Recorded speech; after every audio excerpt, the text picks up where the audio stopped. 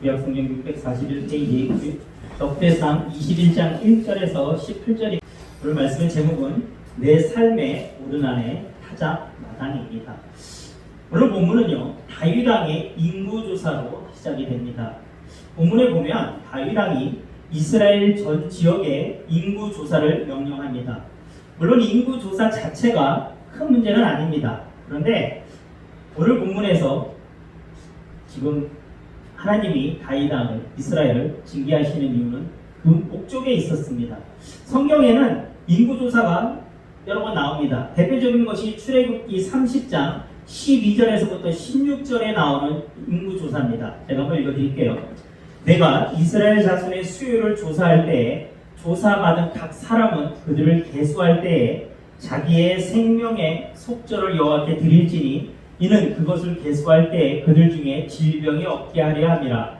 무릇 계수 중에 드는 자마다 성소의 세겔로 반 세겔을 낼지니 한 세겔은 20게라라. 그 반 세겔을 여호와께 드릴지며 계수 중에 드는 모든 자 곧 20살 이상 된 자가 여호와께 드리되 너희의 생명을 대속하기 위하여 여호와께 드릴 때에 부자라고 반 세겔에서 더 내지 말고 가난한 자라고 덜 내지 말지며 너는 이스라엘 자손에게서 속절을 취하여 회막 공사에 쓰라. 이것이 여호와 앞에서 이스라엘 자손의 기념이 되어서 너의 생명을 대속하리라.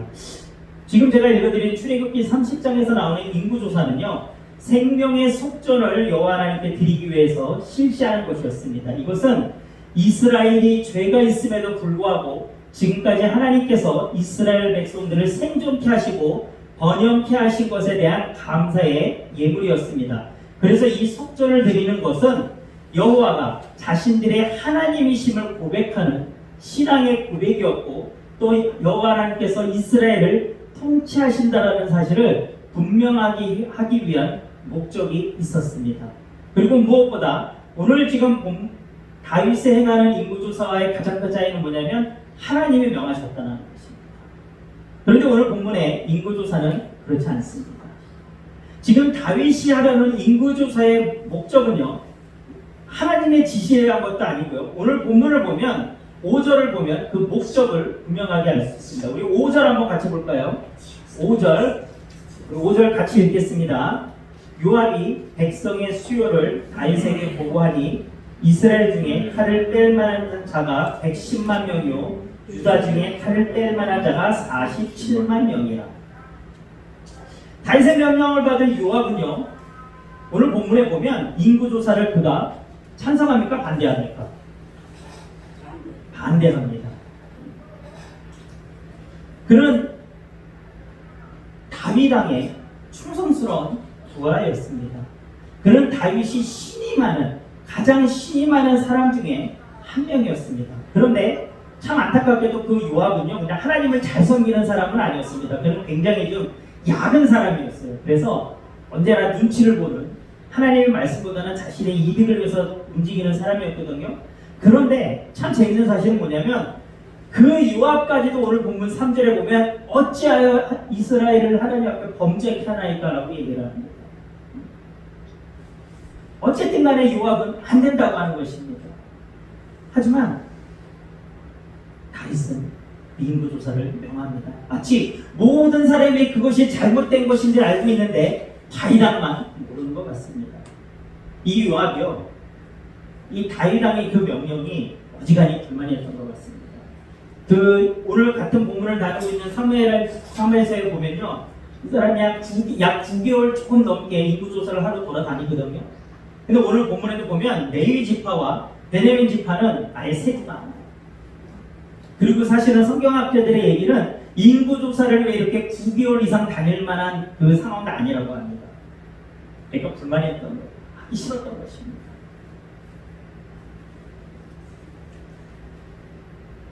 오늘 이 본문에 인구조사를 한 다윗. 여러분 왜 다윗이 갑작스럽게 인구조사를 할까요? 더군다나 군대 장관과 군대의 어떤 지도자들을 보내서 그래서 얻은 결과가 몇 명이었습니까? 칼을 들 만한 자가 110만 명, 유다 중에서는 칼을 뺄 만한 자가 47만 명. 여러분 그 당시 인구로 보고 지금으로 봐도 여러분 굉장한 이 군사력입니다. 여러분 지금 우리나라가 육군이 100만 명이 되나요? 안 되지 않나요?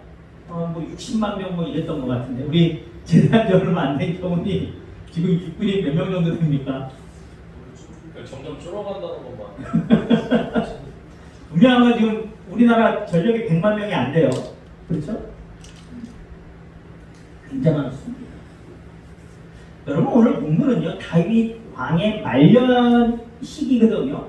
그러니까 이 당시 보면요 다윗은요 그 자신들을 그렇게 괴롭혔던 블레셋을 정복하였고요.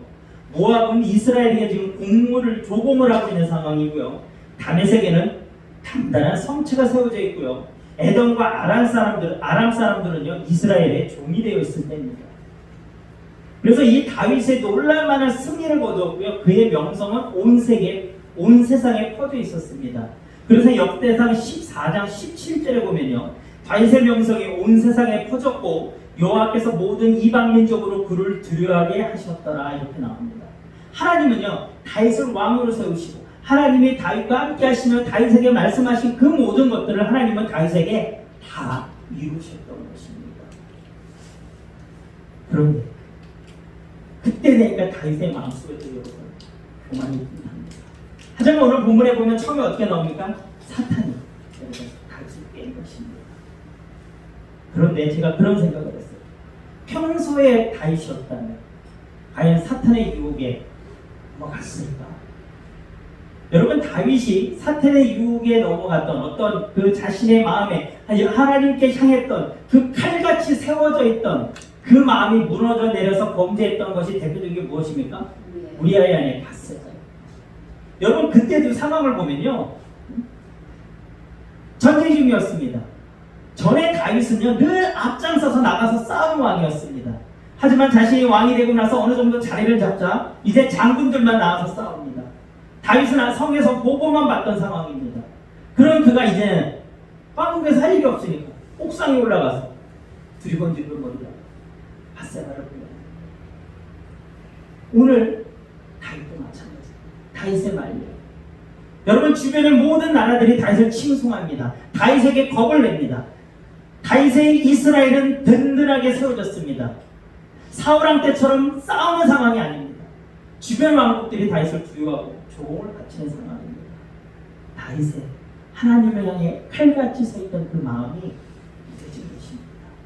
그리고 그 틈을 사탄은 공격하는 것입니다.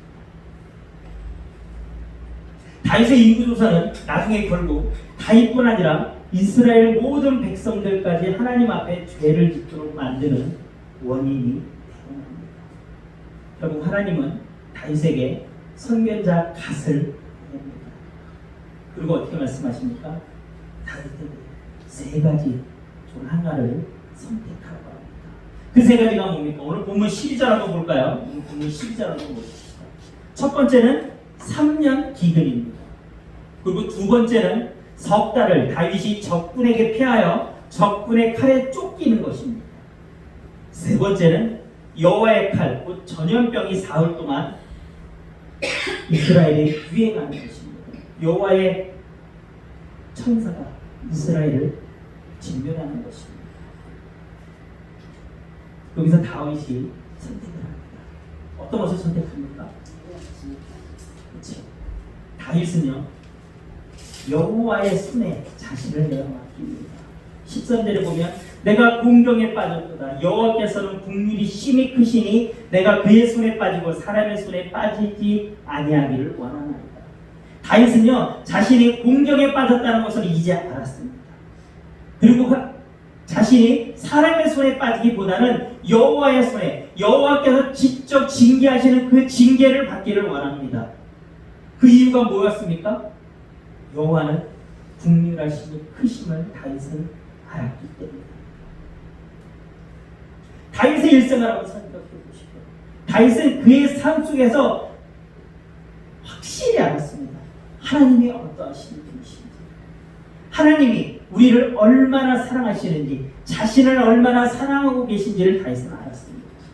그래서 다윗은 자신의 잘못을 인하여서 이제는 하나님의 징계가 임해야 되는 이 상황, 하나님이 세 가지 선택을 주셨을 때 그는 사람의 손에 자신을 맡기기보다는 그 자비하시고 긍휼하시고 늘 자기와 함께 하셨던 하나님의 손에 자신을 맡겼던 것입니다. 다윗 왕 전에 있던 사울 왕과는 너무나도 다른 모습입니다. 늘 사람의 시선을 의식했던 사울 왕, 늘 백성들의 비유에 맞추게 급급했던 사울 왕과는 다른 모습을 다윗은 보여줍니다. 다윗이 선택을 하자 하나님이 이스라엘에게 전염병을 내리십니다.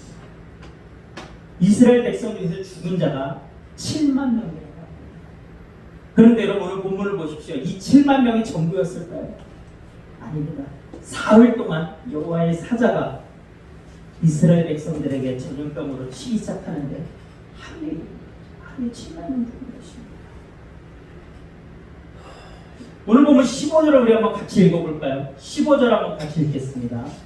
하나님이 예루살렘을 멸하러 천사를 보내셨더니 천사가 멸하라 할 때에 여호와께서 보시고 이 재앙 내림을 이유치사 멸하는 천사에게 이르시되 족하다 이제는 내 손을 거두라 하시니 그때 여호와의 천사가 여부스 사람 오르날의 타작 마당 끝에 서니시라. 하나님이 다윗의 재앙으로 인해서 이스라엘의 전염병을 내렸었을 때 이스라엘 백성들에게 그 징계를 천사를 이용해서 하셨죠. 여러분 성경을 보면요, 하나님이 이스라엘 백성들이 범죄했을 때, 하나님의 말씀에 불순종했었을 때 하나님이 일반적으로 질병이나 자연재해나 또는 어떤 군사적인 이웃나라의 침략을 통해서 이스라엘 백성들을 징계하셨습니다. 그런데 여러분 성경에 보면 하나님이 천사를 보내서 징계하신 적이 있습니다. 구약 성경 창세기 19장에 보면 소돔과 고모라를 멸하실 때 그때 하나님이 천사를 보내셨습니다. 그 외에는 여러분 하나님이 천사를 보내신 적이 없어요. 그리고 오늘 여러분 이것이 무엇을 의미합니까? 오늘 다윗의 한 범죄는요, 하나님의 사람이었던 다윗이 영적으로 나태해져서 한 그 범죄, 영적 교만, 그리고 지도자의 교만은요, 하나님이 보실 때 그것은 간단한 범죄가 아니라는 것입니다. 하나님은 다윗에게 징계하셨습니다. 그 모습을 다윗이 봅니다. 오늘 16절에 보면 다윗이 눈을 들어보며 여호와의 천사가 천지 사이에 섰고 칼을 빼어 손에 들고 예루살렘을 향하여 편지라. 여러분 다윗이 봤습니다. 다윗의 눈에 보이기 시작합니다. 하나님의 천사가 섰는데 칼을 빼어들고 손을 들고 있습니다. 칼을 빼어 이렇게 손을 들고 있는데 그 위치, 그 방향이 어디입니까? 예루살렘을 향하여 손을 들고 서 있습니다. 다윗의 마음에 여러분 두려움이 있습니다. 그가 하나님 앞에 회개합니다. 다윗과 장로들이 굵은 베옷을 입고 하나님 앞에 무릎 꿇습니다. 하나님 앞에 엎드립니다. 하나님 잘못했습니다. 하나님 살려주십시오. 여러분 그리고 다음에 다윗이 고백합니다. 하나님 명령하여 백성들을 계수하게 한 사람은 저 아닙니까? 나를 벌하십시오. 나와 내 집안을 벌하십시오. 내 백성, 이 양떼 이스라엘 백성들이 무슨 죄가 있습니까? 하나님 나와 내 가족을, 내 집안을 치시고 이들을 용서해 달라고 다윗이 회개합니다. 여러분 다윗의 위대함은 이곳에 있습니다. 그는 자신의 잘못이 무엇인지 알았을 때 그는 그 핑계를 남에게 돌리지 않았습니다. 그는 하나님 앞에 겸손히 무릎 꿇습니다. 엎드립니다. 용서해 달라. 그는 자신의 죄가 하나님을 분노케 한 것을 알았습니다. 그는 그 어떤 핑계조차는 되지 않습니다. 그저 하나님의 긍휼하심에 구할 뿐이었습니다. 여러분 다윗은 우리에게 하나님 앞에 우리의 돌이킴이 어떠해야 하는지를 알려줍니다. 하나님 내가 이만저만해서 하나님 이래서 저래서가 아니라는 것입니다. 하나님이 네가 잘못했다는 것을 알려주실 때 우리가 해야 될 것은 엎드리는 회개, 자각합니다. 다윗은 인구조사를 행할 때만도 그는 자신의 힘과 능력을 믿고 신뢰하였습니다. 하지만 지금 하나님 앞에 엎드린 굵은 베옷을 입고 엎드린 다윗은요, 자신의 자존심과 능력과 모든 것을 내려놓습니다. 오직 하나님만을 경배하며 그분의 국률하심에 기대고 있는 것입니다. 다윗은 아무 상관없는 백성들에게 하나님 더 이상 징계하지 마시라고 그는 소원합니다. 하나님이 말씀하십니다. 여호와의 천사가 갓에게 명령하여 다윗에게 이르시기를 다윗은 올라가서 여부스 사람 오르난의 타작마당에서 여호와를 위하여 제단을 쌓으라 하시니라. 여호와 앞에 제단을 쌓으라. 예배입니다. 여러분, 우리가 하나님 앞에 회복되는, 하나님 앞으로 다시 돌이킬 때 우리 삶 속에서 가장 먼저 회복되어야 될 것이 여러분 예배입니다. 여러분, 우리는 예배를 통해 하나님 앞에 나아갑니다. 예배를 통해 하나님의 은혜를 받습니다. 예배를 통해 하나님의 국률하심이 저와 여러분 삶 속에 이루어집니다. 예배는 하나님과의 회복의 통로입니다. 우리로 하여금 하나님의 영광에 이르도록 합니다. 오늘 다윗이 하나님 앞에 엎드린 이 오르난의 타작마당을 앞쪽으로 거슬러 올라가면 하나님이 아브라함을 시험하셔서 그 아들 이삭을 하나님 앞에 번제로 드리라고 했던 모리아산 위에 있는 것입니다. 그리고 이곳은요, 이 사건 이후에 솔로몬이 하나님의 성전을 짓는 곳이 됩니다. 왜 그곳에 하나님의 성전이 지어졌습니까? 여러분, 그곳은요, 하나님의 임재의 두려움과 국률하심이 공존하는 곳이었습니다. 하나님 앞에 불순종한 그 백성들을 징계하는 하나님의 죽음에 칼이 있었던 곳이고요. 하지만 더불어 그 일을 행하셨지만 그 일을 행하신 것을 마음 아파하시고 국률에 여기시는 하나님의 사랑이 함께 있었던 곳이 바로 그 오르난의 타작마당인 곳이었습니다. 그래서 하나님의 성전은 그곳에 세워진 것입니다. 하나님 앞에 우리가 어떠한 존재인지, 우리의 모습이 어떻게 해야 하는지를 돌이켜보아야 하기 때문입니다. 그리고 여러분, 그곳은요, 나중에 예수님이 십자가를 지시는 골고다의 언덕이 있는 곳입니다. 오늘 오르난의 타작마당은요, 하나님의 용서와 은총이 있는 장소였고요, 회개와 자비가 만나는 곳이었습니다. 여러분, 우리 삶 속에, 저와 여러분들의 삶 속에 오르난의 타작마당은 어디입니까? 여러분, 우리 삶 속에는 반드시 이 오르난의 타작마당이 있어요. 하나님 앞에 돌이키는 장소, 하나님 앞에 회개하는 장소, 하나님의 자비하심과 국률하심이 저와 여러분들을 덮는 그 장소, 우리에게는 그것이 있어요. 그리고 그곳에서 우리는 하나님 앞에 돌이키고 예배드려야죠. 오르난의 타작마당, 하나님의 사랑이 있는 것입니다. 하지만 하나님이 어떠한 분이신지, 하나님은 결코 한없이 참으시는 분이 아니라 공의의 하나님이시라는 것을 우리에게 알려주는 것입니다. 여러분, 오르난의 그 타작마당이 저와 여러분 삶 속에 늘 있기를 소원합니다. 그곳에서 하나님을 만나시기를 주님의 이름으로 축원합니다.